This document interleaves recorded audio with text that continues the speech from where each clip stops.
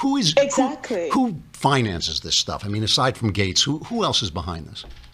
Okay, so there is before your new administration now, and I must thank you for that. Before the Trump administration, in the last 8 years, President Obama has put in so much effort into making Africa into this small colony of his. He came to Africa, I think, twice. He went around and he preached the liberal agenda. What Africans did not understand was the Western liberal agenda. We know because I live in the West, and I can tell you that we don't have this in Africa. We don't have this thing of conservative and liberals, but we recognize this, those of us who listen to Obama, as him going around preaching, trying to make Africans more like the liberal America, more like the liberal Europe. So his administration put in so much money, and up to now there are still some of those projects going on. George Soros with his Open Society Foundation is doing so much.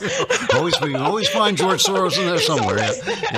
He's the monster under the bed. But there are people like Warren Buffett who are putting in so much money because they're very interested in population control. There are people like Hewlett and Packard, the people who make the nice printers. They're actually in Africa. They're not there as people for printers. They're there as people who are trying to push abortion and contraception. But there are also organizations like International Planned Parenthood Federation, which you know in the US, but they have their big mother organization, and they're almost in every African country. There's Marie Stopes International, which is an abortion giant here in the United Kingdom.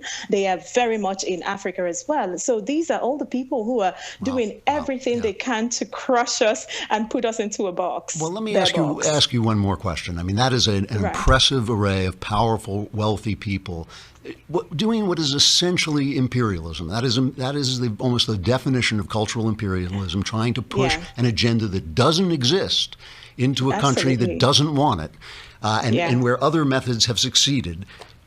Is there any hope to stop them? I mean, there's so many, and they're so powerful and so rich. Is there any way? How do you feel? Do you feel optimistic about what you're doing or not? I am optimistic for one reason, but I'm also pessimistic for some other reasons. I'm optimistic because the African people are so against. The African people are really what you would call classical social conservatives. When you bring them out and try to compare them with the rest of the world, the Africans, are so resistant to what is going on. But we also have very corrupt leaders in Africa who can be bought. And these people from the West have realized that everybody has a prize. Do you know that sometime last year when Bill Clinton, I think he did his 70th birthday, he did a birthday party, I think it was in New York. There were African leaders who attended this birthday. I didn't know he was doing a birthday party until I saw them on social media. They were taking pictures with Bill Clinton. And I thought, what are they doing? What are they doing there? I mean, this is a former minister for finance. They know all these people on first name basis. So that is my problem. And the problem that we're having now is that we have real leaders who can be bought and who are being bought constantly. And those are the people, I think, that the Western imperialists and these colonial masters, the new colonial masters, these are the people that they're approaching directly. They're not doing much anymore with the populations because they're failing woefully. But so that's the problem. So every year I keep going back many times. I'm going to Ethiopia next week and I'm going to Kenya the week after, but we will keep fighting them. Oh, well, good luck, Uju. Uju Ekeocha. Am I pronouncing your name right? Ekeocha? Absolutely fine. That's great. All right. You can be found on Twitter at Obianuju. It's at Obianuju, or at cultureoflifeafrica.com. Uju, thanks so much for coming on. I hope to get to meet you in person soon. Thank you. Oh, same here. Thank you so much, Andrew, for having me. Bye-bye.